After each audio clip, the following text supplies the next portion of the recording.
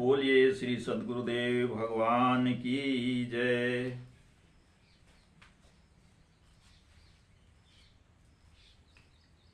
हम आज भजन के बारे में चर्चा करेंगे कि हम भजन किसका करें। सभी लोग कहते हैं कि भजन करिए भजन करिए भजन करिए, परंतु हम भजन किसका करें और भजन कैसे करें, इस दो प्रश्नों पर चर्चा करेंगे। प्रिय श्रोता बंधुओं, सादर जय सिया राम। मनुष्य देह की सराहना देवता और संतों ने भी की है, केवल एक प्रयोजन के लिए। गोस्वामी जी विनय पत्रिका पद संख्या 175 के दूसरा पर कहते हैं कि सो स्नेह सिय पीके, वह परमात्मा के चरण कमलों में स्नेह, उस परमात्मा की प्राप्ति इस मानव तन से संभव है। मात्र इतने के लिए अनंत योनियां भोग भोगने के लिए है। नवीन भजन चिंतन कर परमात्मा तक की दूरी तय नहीं कर सकते। मनुष्य योनि ही भवसागर से पार होने का उपाय है। नर्तन भव बार यदि कहूं बेरो, मनुष्य शरीर भवसागर से पार होने का एक जहाज है। इसलिए भजन एक परमात्मा का ही करना चाहिए, क्योंकि गोस्वामी जी निर्णय देते हैं उत्तरकांड के दोहा संख्या 122 का पर कहते हैं कि बारी मथे घृत होई बरु, सिकता ते बरु तेल, बिनु हरि भजन न भवतरिय, यह सिद्धांत अपेल। पानी मतने से भले ही घी निकल जाए, यह असंभव कदाचित संभव हो जाए। बालू पेरने से तेल निकल जाए, परंतु बिना हरि एक परमात्मा के भजन के बिना कोई भवसागर पार नहीं हो सकता। भजन किसका करना है? हरि, एक परमात्मा का। सिवाय परमात्मा के और किसी का अस्तित्व है ही नहीं। देवलोक में भी ऐसा कोई नहीं जो मृत्यु की इस परिधि से बाहर हो। अपनी आयु पूरा करके उन्हें भी गिरना पड़ता है। भगवान श्री कृष्ण श्रीमद् भगवत गीता में इसी बात को स्पष्ट करते हैं। श्रीमद् भगवत गीता के अध्याय 9 श्लोक संख्या 21 पर कहते हैं कि तेतम भुक्त्वा स्वर्गलोकम विशालम, छीड़े पूड़े मृत्युलोकम विसंति। सत्कर्मों के फलस्वरूप पुरुष विशाल स्वर्गलोक को प्राप्त कर लेता है, किंतु पुण्य क्षीण होने पर वहीं गिर जाता है जहां से चलना आरंभ किया था।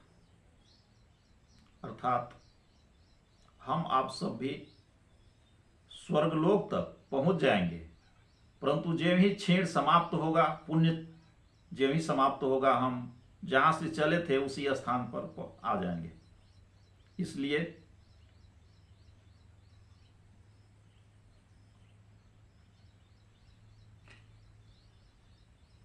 एक परमात्मा का ही भजन करना चाहिए। श्री रामचरितमानस के अरण कांड में माता सबरी की प्रसंग में से शुरुआत करते हैं। भगवान श्री राम ने भजन के 9 सोपानों का वर्णन इस प्रकार किया है। प्रथम भगति संतन कर संगा, दूसर रति मम कथा प्रसंगा, दूसर रति। परमात्मा की भक्ति का प्रथम चरण संतों का संग है।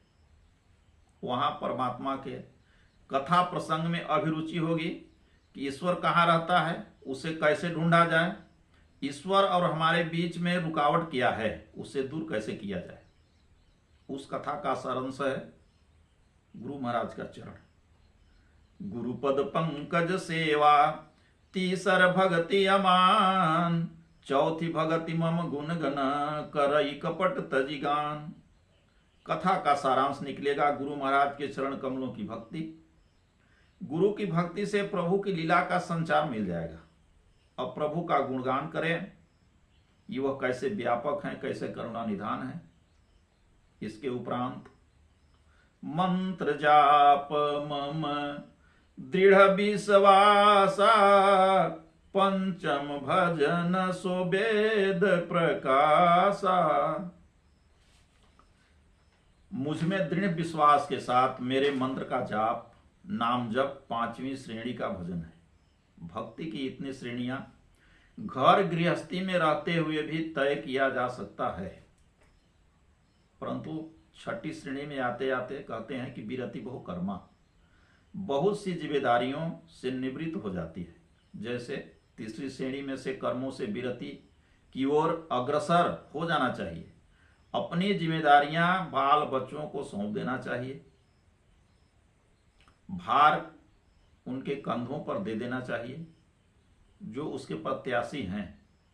इस 6ठे स्तर तक पहुंचते पहुंचते जिम्मेदारियों से निवृत्त हो जाना चाहिए। अगले चौपाई में कहते हैं, 7वां सम मोहि मय जग देखा, मोते संत अधिक करी लेखा। इस वैराग के साथ भक्ति की 7वीं सीढ़ी पर भगवान सर्वत्र दिखाई देंगे। आज कहने के लिए ही भगवान सर्वत्र हैं, किंतु वैराग के साथ एकांत में जहां चिंतन आरंभ हुआ, प्रभु की महिमा सर्वत्र झलकने लगती है। इसमें समभाव आ जाता है, कहीं विषमता नहीं रह जाती। कोई मित्र नहीं जिससे हम प्रेम करें, कोई शत्रु नहीं जिससे हम द्वेष करें। मोहिमय जग देखा, उसमें परमात्मा का रूप, इष्ट का रूप देखना चाहिए। 8वां जथा लोभ संतोषा, सपने हूं नहीं देखहि पर दोषा।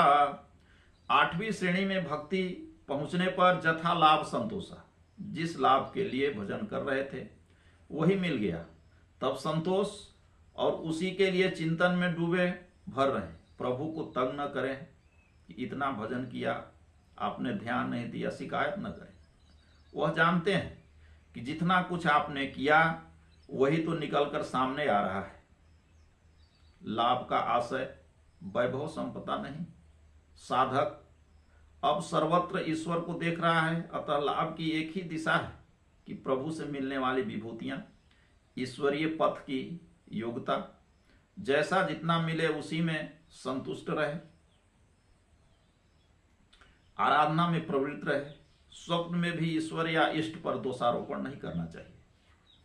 सद्गुरु पर कभी भी हमें दोषारोपण या ईश्वर को दोष नहीं देना चाहिए, क्योंकि जो हम भजन कर रहे हैं वही हमको मिल रहा है।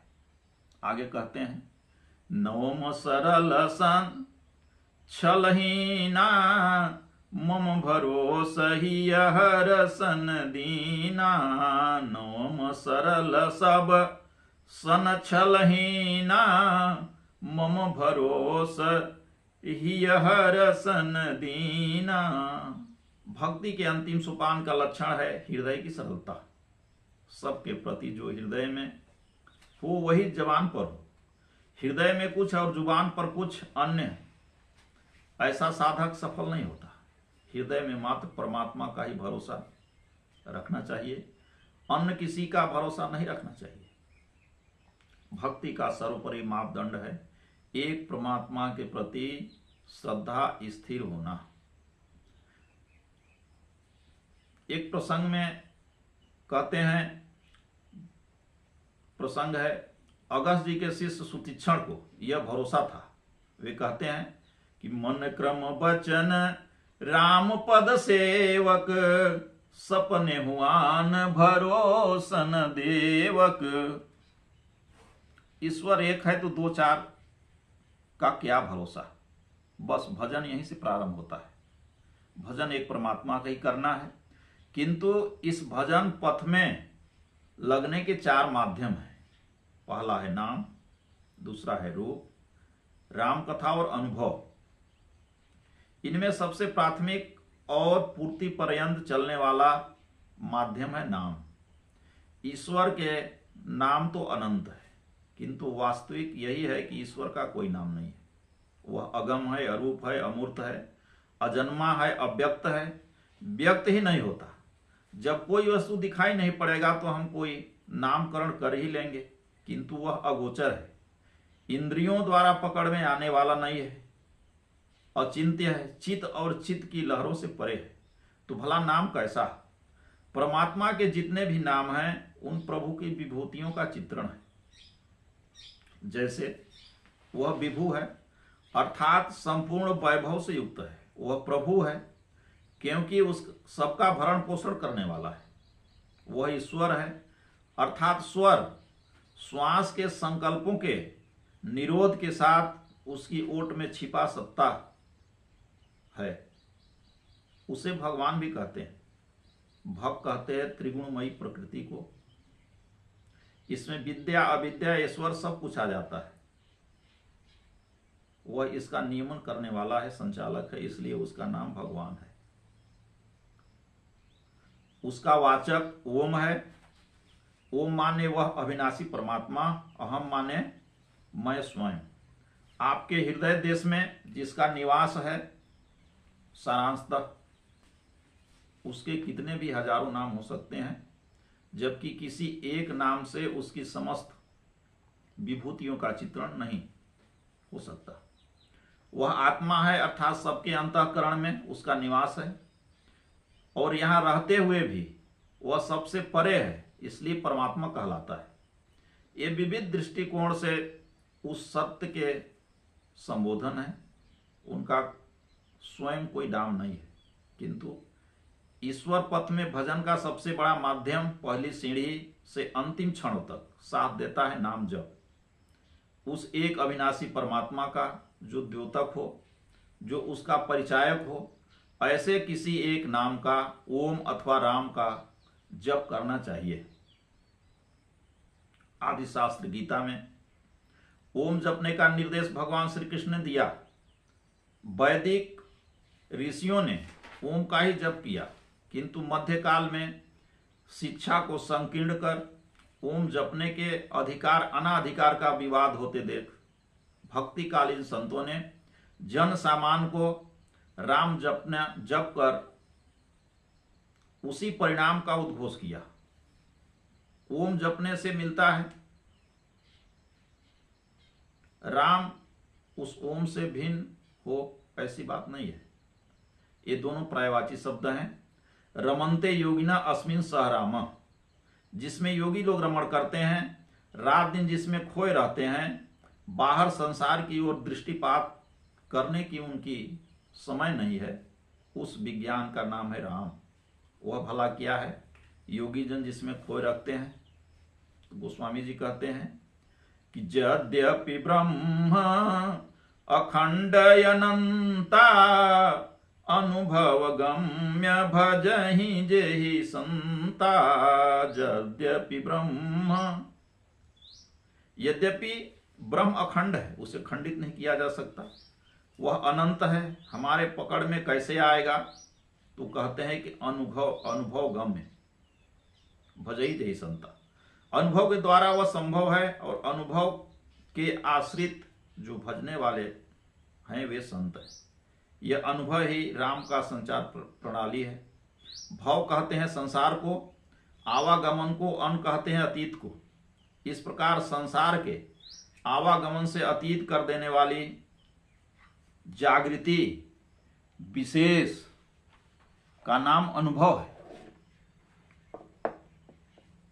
आत्मा की आवाज का प्रस्फुटित होना, जिस परमात्मा की हमें चाह है वही आवाज देने लगा। उन्हीं के निर्देशन में चलकर परमात्मा तक की दूरी तय की जा सकती है। यह अपनी इंद्रियों को देखा सुना माइक सत्य नहीं है।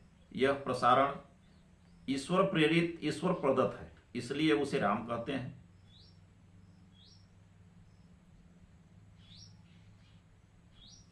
गुरु नानक तुलसी इत्यादि के समय राम मंत्र जपने पर अधिक प्रयोग किया गया। देश काल और भाषागत भेद से और भी कुछ कहने में आया हो सकता है, लेकिन सबका अर्थ एक ही है। जपने के लिए प्रयुक्त सभी संबोधन एक परमात्मा के परिचायक हैं, अन्य किसी संबोधन से जपने का विधान नहीं है। हाँ, संबोधन बहुत लंबा नहीं होना चाहिए। गोस्वामी जी कहते हैं कि मंत्र परम लघु जासु बस विधि हरिहर सुर सर्व। मंत्र बहुत छोटा होता है, किंतु उसमें क्षमता इतनी है कि उससे ब्रह्मा विष्णु महेश समेत संपूर्ण देवता पर ब्रह्म परमात्मा तक बस में हो जाते हैं। अर्थात जप के लिए नाम बहुत छोटा होना चाहिए, जैसे ओम अथवा राम, क्योंकि उन्नत अवस्था में यह श्वास से जपा जाता है। श्वास आई और गई, इस श्वास के आने जाने में एक शब्द से अधिक की भावना संभव नहीं है। इसलिए जप का नाम बहुत छोटा होना चाहिए, जो आसानी से श्वास में डल जाए। कुछ लोग ओम नमो भगवते वासुदेवाय अर्थात ओम शब्द से उच्चरित सबके श्वास में निवास करने वाले परमात्मा मैं आपके प्रति नमन करता हूं, या इतना विस्तृत कुछ जपते हैं। परंतु ये प्रार्थनाएं हैं, यह नाम नहीं है जिसका जप किया जाए। मन धुर्धर्ष है, इसे पराजित करना बड़ा कठिन है। परमात्मा और हमारे बीच में रुकावट है तो हमारा मन का वेग यह वायु से भी तीव्र गति में चलने वाला है। कबीरदास जी कहते हैं, मन ही आपे जगत बना के ऊंच नीच भर तन पाया, मन ही सरग नरक भुगतावे, मन से आया जाया संतों मन सब कुभर माया। इस मन ने ही सबको भटकाया हुआ है। महर्षि पतंजलि योग दर्शन में कहते हैं, परिभाषा देते हैं मन का, कहते हैं योग चित्त वृत्ति निरोध, अर्थात चित्त के वृत्तियों का निरोध, अचल स्थिर ठहर जाना है, जाना योग है। यहां वृत्तियां शांत हुई, मन स्थिर टिका, उस समय दृष्टा यह आत्मा अपने शाश्वत स्वरूप में स्थित हो जाता है। पूज्य गुरु महाराज का कहा करते थे, करते हैं हर समय, कि मन मदमस्त हाथी के समान है, मतवाले शराबी हाथी की तरह झूमता रहता है। यह जितना बलवान है, इसे बांधने के लिए इससे भी बलवान स्तंभ चाहिए, इससे भी बलवान, इसके लिए सीकड़ चाहिए, फिर इसे बांध दिया जाए। सीकड़ से बांध देने पर भी हाथी शांत नहीं होता, कुछ दिन हिलता डुलता रहता है, क्रमशः शिथिल होते होते शांत हो जाता है, रुक जाता है। यह श्वास ही स्तंभ है। इसमें सूरत का सीकड़ लगाकर मन रूपी हाथी को बांध दें। श्वास आई तो ओम, गई तो ओम, या राम जपते हैं तो श्वास आई तो राम, गई तो राम। श्वास में जप करें, यह जप मन से होता है। सूरत से ही श्वास को देखते रहें कि श्वास में नाम के अतिरिक्त अन्य चिंतन प्रवेश न कर पाए। फिर भी यह इतर संकल्प करेगा। मन जहां भी जाए, जिस माध्यम से जाए, उसे वहां से घसीट कर पुनः श्वास द्वारा नाम जप में लगावे। सतत अभ्यास के फलस्वरूप धीरे धीरे यह मन शिथिल पड़ जाता है, स्थिर हो जाता है, और स्थिर मन भी जब मिट जाए, परिणाम निकल आता है जिसका नाम परमात्मा है, मोक्ष है। कबीर साहब कहते हैं, मन मिटा माया मिटी, हंसा बेपरवाह, जाका कछु न चाहिए सोई सहंसा। मन मिटा तब माया मिट गया, माया मिट ही गया तब हंसा वह आत्मा निश्चिंत हो गया। जाका कछु न चाहिए, अब कुछ नहीं चाहिए, यह मन बेपरवाह हो गया। दुख को हर ले और बदले में सुख प्रदान कर दे। गोस्वामी जी कहते हैं कि राम विमुख सुख सपने ही नाही, उनके सम्मुख कर दे और मन का कर दे अंत। मन का निरोध ही न करे बल्कि उसे समाप्त कर दे। कबीर कहते हैं कि ऐसे परम स्नेही संत भला कब मिलेंगे। यह संतत्व की कसौटी है कि शिष्य के मन का ही अंत कर दे। इस प्रकार मन के निरोध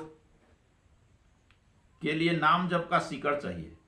मन को नियमित कर देने वाले नाम का उतार चढ़ाव श्वास के ऊपर है। पूज्य गुरु महाराज कहा करते हैं कि जो श्वास का भजन नहीं जानते, ऐसे साधुओं को महात्मा लोग अपने कुटिया में खाने को भी नहीं देते। वे कहते हैं कि यह स्वयं तो पथ भ्रष्ट है और घूम घूम कर दूसरों को भी गुमराह करेगा। नाम 4 श्रेणियों से जपा जाता है: बैखरी, मध्यमा, पश्यंती और परा। आरंभिक 2 श्रेणियां में नाम व्यक्त है, जिह्वा और कंठ से उच्चरित होता है, लेकिन पश्यंती और परा के उतार चढ़ाव श्वास पर है। इन चारों स्तरों पर भजन खूब करना चाहिए। एक परमात्मा में दृढ़ संकल्प होकर यदि आपने नाम जब प्रारंभ कर दिया तो क्रिया को न जानते हुए आप क्रियावान हैं। मन को संयत करने का दूसरा माध्यम है ध्यान। हमने भगवान को देखा ही नहीं, उनका ध्यान कैसे करें? जो अमूर्त है, जिसकी कोई मूर्ति नहीं है, अरूप है, जिसका कोई रूप नहीं है, जो अव्यक्त है, जैसे ये वस्तु दिखाई नहीं दे रहा है, आप दिखाई दे रहे हैं, वह दिखाई नहीं दे रहा है, हम उसके चरण कमलों का ध्यान कैसे करें? ध्यान हमें वैसे ही करना जैसे महापुरुषों ने, संतों ने किया है। ध्यान मूलम गुरु मूर्ति, पूजा मूलम गुरु पदम, मंत्र मूलम गुरु वाक्यम, मोक्ष मूलम गुरु कृपा। गोस्वामी तुलसीदास जी ने रामचरित मानस में बताया कि ईश्वर प्राप्ति का उपाय क्या है और इस रामायण को समझने की कुंजी क्या है। बालकांड के मंगलाचरण दोहा संख्या 2 पर लिखते हैं कि भवानी शंकरौ वंदे श्रद्धा विश्वास रूपिणौ, याभ्याम विना न पश्यन्ति सिद्धा स्वांत अस्तमीश्वरम। मैं भवानी और शंकर की वंदना करता हूं, जो श्रद्धा के रूप में हमें श्रद्धा करनी है और उन्हें विश्वास लाना है। उनके बिना सिद्धजन की हृदय में स्थित ईश्वर को नहीं जान पाते। तुलसीदास जी का ईश्वर हृदय में है, बसता है, बाहर नहीं। अस प्रभु हृदय अछत अभिकारी। साधारण लोगों की कौन कहे? भजन इतना उन्नत हुआ कि सिद्ध स्तर तक पहुंच गए। ऐसे सिद्ध जन भी भवानी शंकर की कृपा के बिना हृदय में स्थित ईश्वर को नहीं पहचान पाते। अर्थात ईश्वर प्राप्ति का उपाय शंकर और पार्वती के प्रति प्रीत है। अब हम उन्हें कहां पाएं कि उनसे प्रीत करें, ईश्वर हृदय में मिले? अगले श्लोक में कहते हैं कि वंदे बोधमयम नित्यम गुरुम शंकर रूपिणम, यमा श्रितो ही वक्रूपी चंद्र सर्वत्र बंदते। गुरु शंकर रूपिणा, सदगुरु शंकर स्वरूप हैं। उनके चरण कमलों की मैं वंदना करता हूं, जिनके आश्रित हो जाने पर टेढ़ा चंद्रमा भी सीधा परम कल्याणकारी फल देने वाला होता है। पुरुष सूक्त में लिखा है कि चंद्रमा मनुष्यो जातक, मन शशि चित्त महान। मन ही चंद्रमा है, यह टेढ़ा है। यह कभी काम, कभी क्रोध के विविध मोह में, राग में, द्वेष में छलांगे भरता रहता है। ईश्वर का निवास स्थल होकर भी यह मल आवरण विक्षेप से ढका हुआ है। सदगुरु के आश्रय से यह टेढ़ा चंद्रमा, टेढ़ा चित्त भी परम कल्याणकारी फल देने वाला हो जाता है। क्योंकि मन जिस प्रकार सीधा होता है उस विधि को सदगुरु बता देते हैं और उस पर चला भी देते हैं। उनके पास उपाय है। कहते हैं कि मंत्र महामणि विषय ब्याल के, मेटत कठिन कुअंक भाल के। सदगुरु के शरण सानिध्य के बिना यह सब संभव नहीं है। मन का टेढ़ापन मिटता है, वह सीधा हो जाता है। यही है गुरु शंकर रूपिणा। शंकर महापुरुषों की एक स्थिति है। पूर्ण महापुरुष शिव स्वरूप हैं। शंका अरि सह शंकर, वे शंकाओं से मुक्त हैं, निर्लेप हैं, इसलिए शंकर हैं। महर्षि की स्थिति से पूर्व वाल्मीकि का मन कितना टेढ़ा था, संत सदगुरु का सानिध्य मिला तो वाल्मीकि भय ब्रह्म समाना, ब्रह्मा जी के समानांतर स्थिति वाले हो गए। अंगुलीमाल आरंभिक जीवन में अत्यंत क्रूर दुर्दंत दस्यु थे। एक महापुरुष का दर्शन हुआ, उनके प्रति समर्पण हुआ। जहां उस पथ पर 2 कदम रखा, जीवन काल में ही अरिहंत पद को प्राप्त कर लिया। सदगुरु के आश्रित हो जाते हैं तभी यह संभव है। आगे कहते हैं कि सुकृत संभूतन विमल विभूति, मंजुल मंगल मोद प्रसूति, जनमन मंजु मुकुरमल हरणी, किए तिलक गुण गण बस करनी। पुण्यात्मा शंकर जी के शरीर में जो निर्मल विभूति है, इन गुरु महाराज के ही चरणों की उपज है। शंकर जी के अनेकों विमल विभूतियां हैं, जैसे वह आशुतोष हैं, अवघड़दानी है, उसी के बल पर वे काशी मरत जंतु अवलोकी, जा सुनाम बल करऊं विशोकी। उनके नाम के बल पर शंकर जी स्वरूप से मुक्ति प्रदान कर देते हैं। वे भूतनाथ है, सभी जीवों के स्वामी हैं। सभी विभूतियां उन गुरु महाराज के चरण रज की ही देन है। शंकर तो पाप और पुण्य से परे हैं। फिर पुण्यात्मा शंकर कैसा, सुकृति शंभु कैसा? वास्तव में कोई भी पुण्य और पाप से अतीत शिव तत्व में स्थित हुआ, किंतु आरंभ में तो वह साधक ही था। कोई पुण्यात्मा साधक गुरु महाराज के चरण रज का आश्रय लेकर उनको हृदय में धारण कर शिव तत्व की स्थिति तय कर लेता है और उस निर्मल विभूति से संयुक्त हो जाता है। शिव एक स्थिति है। गोस्वामी जी सोरठा में कहते हैं, रामचरित मानस के बाल कांड सोरठा 5 के नीचे 5वां 6वां चौपाई है।